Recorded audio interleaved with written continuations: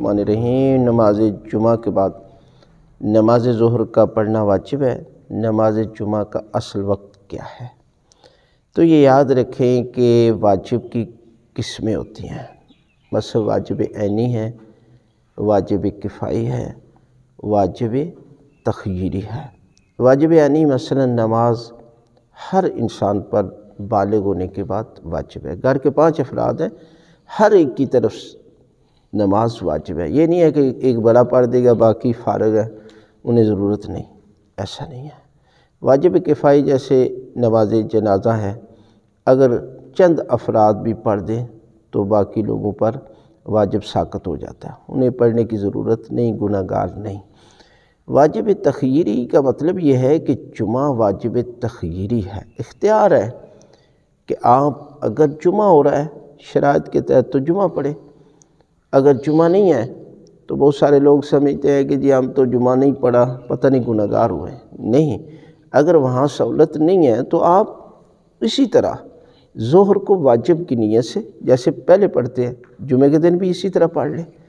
لیکن یہ ہے کہ جمعہ کب شروع ہوتا ہے، وقت کیا ہے؟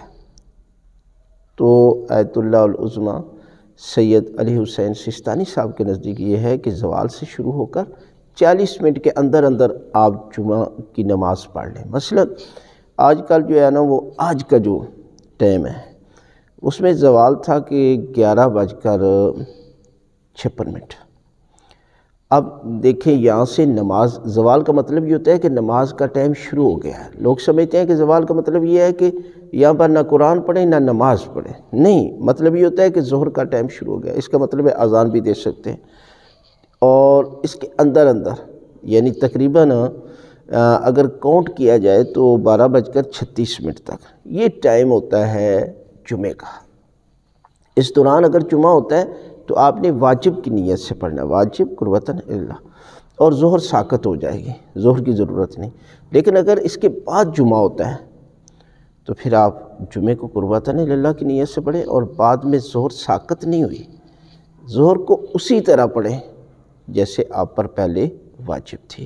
یہ طریقہ کار ہے کہ جمعہ کا پڑھنے کا، لہذا جمعے کی بڑی فضیلت ہے اپنی جگہ پر کہ جمعہ جو ہے وہ حج اصغر ہے، غریب لوگوں کا حج ہے، اور اس جمعے کے دن دعائیں قبول ہوتی ہیں۔ خداوند عالم ہماری دعاؤں کو قبول فرمائے۔